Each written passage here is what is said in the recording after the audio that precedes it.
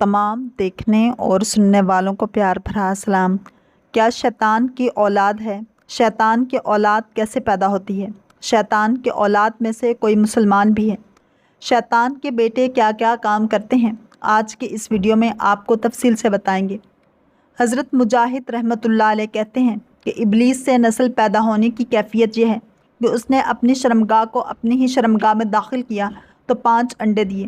ان کا کہنا ہے کہ اصل ضروریت یہ ہے، اور بعض اہل علم کا کہنا ہے کہ اللہ تعالیٰ نے اس کی دائیں ران میں ذکر اور بائیں ران میں فرج پیدا کی ہے، تو وہ اسے اس میں ڈالتا ہے تو ہر روز 10 انڈے نکلتے ہیں، اور ہر ایک انڈے سے 70 مذکر و مؤنث شیطان نکلتے ہیں۔ اور یہ بات کوئی مخفی نہیں کہ یہ اور اس طرح کے دوسرے اقوال قابل توجہ نہیں، اس لیے کہ کتاب و سنت سے ان اقوال کی تائید نہیں ہوتی۔ آیت کریمہ تو اس بات پر دلالت کرتی ہے کہ ابلیس کی اولاد ہے، لیکن اس کی اولاد کی کیفیت ولادت میں کچھ بھی صحیح ثبوت نہیں ملتا، اور اس طرح کی چیزیں رائے سے معلوم نہیں کی جا سکتی۔ حسن اور قتادہ نے بیان کیا ہے کہ آیت میں ذریت کے لفظ سے مراد شیطان کی اولاد ہے۔ شیطانوں کی بھی اس طرح اولاد ہوتی ہے جس طرح بنو آدم کی اولاد ہوتی ہے۔ مجاہد نے کہا ہے کہ اس کی ذریت سے مراد شیاطین ہے۔ اس کی ذریت میں دمبور ہے جو ہر بازار میں شیطان کا جھنڈا اٹھائے ہوئے ہوتا ہے، صبر ہے جو مصائب کا سبب ہے، عور ہے جو ریاکاری کا باعث ہے، مسوت ہے جو لوگوں میں جھوٹی باتیں پھیلاتا ہے، داسم ہے جو اس آدمی کا ساتھی ہے جو گھر میں بغیر سلام کیے داخل ہوتا ہے اور بسم اللہ پڑھے بغیر کھانا کھائے اور اس کے ساتھ کھانے میں شریک ہو جاتا ہے۔ اس تفصیل سے معلوم ہوا کہ بنی آدم کی طرح شیطان کی اولاد پیدا ہوتی ہے۔ بہرحال شیطان جنات میں سے ہیں۔ قرآن مجید یا احادیث صحیحہ میں جنات کی افزائش نسل کی تفصیلات بیان نہیں کی گئیں، اس لیے شیطان کی افزائش نسل کے بارے میں کسی مخصوص طریقہ کار کی تخصیص نہیں کی جا سکتی۔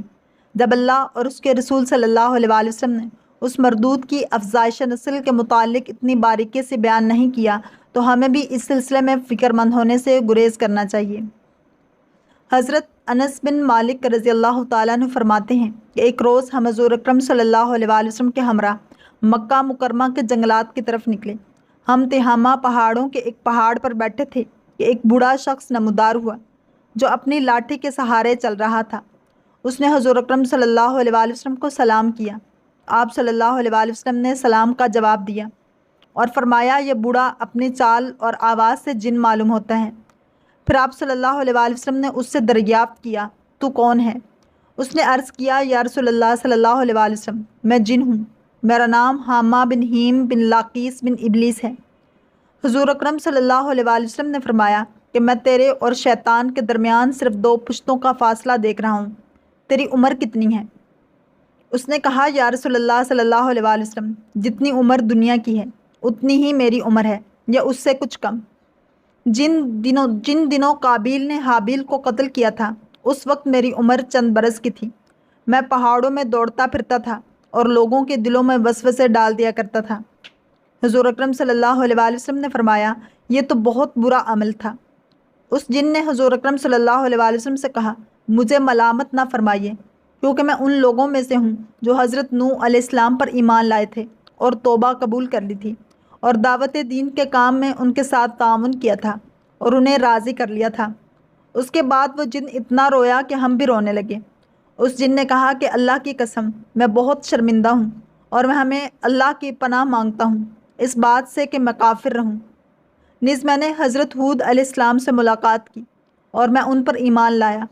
اس طرح میں نے حضرت ابراہیم علیہ السلام سے بھی ملاقات کی ہے، اور جس وقت حضرت ابراہیم علیہ السلام کو آگ میں ڈالا جا رہا تھا میں بھی ان کے ساتھ تھا، اور جب حضرت یوسف علیہ السلام کو کنویں میں ڈالا گیا تو میں بھی ان کے ساتھ تھا، اور حضرت یوسف علیہ السلام سے پہلے اس کنویں میں پہنچ گیا تھا۔ اسی طرح حضرت شعیب علیہ السلام اور حضرت موسیٰ علیہ السلام سے بھی میری ملاقات ہوئی تھی۔ انہوں نے مجھے تورات سکھائی تھی اور فرمایا تھا کہ اگر تم عیسیٰ علیہ السلام سے ملاقات کرو تو ان کو میرا سلام کہنا۔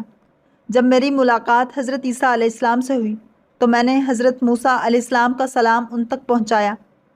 حضرت عیسیٰ علیہ السلام سے ملاقات کے وقت انہوں نے مجھ سے فرمایا تھا، اگر تیری ملاقات محمد صلی اللہ علیہ وآلہ وسلم سے ہو تو ان کی خدمت میں میرا سلام عرض کر دینا۔ چنانچہ میں اس امانت سے سبکدوش ہونے کے لیے آپ صلی اللہ علیہ وآلہ وسلم کی خدمت میں حاضر ہوا ہوں۔ اور حضرت عیسیٰ علیہ السلام کا سلام آپ کی خدمت میں پیش کرتا ہوں اور آپ صلی اللہ علیہ وآلہ وسلم پر ایمان لاتا ہوں۔ حضور اکرم صلی اللہ علیہ وآلہ وسلم نے جب یہ پیغام سنا تو آپ صلی اللہ علیہ وآلہ وسلم کے آنسو آ گئے۔ آپ صلی اللہ علیہ وآلہ وسلم نے فرمایا، عیسیٰ علیہ السلام پر سلام ہو، اور اے حامہ امانت پہنچانے کی وجہ سے تجھ پر بھی سلام ہو۔ تیری کیا حاجت ہے اے حامہ؟ اس جن نے عرض کیا کہ حضرت موسیٰ علیہ السلام نے مجھے تورات سکھائی تھی اور حضرت عیسیٰ علیہ السلام نے مجھے انجیل سکھائی تھی، بس آپ صلی اللہ علیہ وآلہ وسلم مجھے قرآن سکھا دیجیے۔ چنانچہ حضور اکرم صلی اللہ علیہ وآلہ وسلم نے اس جن کو قرآن مجید کی تعلیم فرمائی اور اس کو سورہ واقعہ، سورہ مرسلات، سورہ عما یتساءلون، سورۃ اذا الشمس کورت، معوذتین اور قل هو اللہ احد سکھلائیں اور فرمایا کہ اے حامہ، جس وقت تمہیں کوئی حاجت ہو پھر میرے پاس آ جانا اور ہم سے ملاقات نہ چھوڑنا۔ ایک روایت میں ہے کہ حضور اکرم صلی اللہ علیہ وآلہ وسلم نے اس جن کو صرف 10 صورتیں سکھائی تھیں۔ حضور اکرم صلی اللہ علیہ وآلہ وسلم اس دنیا سے پردہ فرما گئے، لیکن اس واقعے کے بعد حامہ کے بارے میں کچھ بھی نہیں فرمایا۔ خدا جانے حامہ اب بھی زندہ ہے یا مر گیا۔ واللہ تعالی عالم ورسولہ عالم۔ اگر آپ کو یہ ویڈیو پسند آئی ہے تو لائک، شیئر اور سبسکرائب کرنا مت بھولیے تاکہ ایسے ہی اسلامک انفارمیٹیو ویڈیوز آپ تک پہنچتی رہیں۔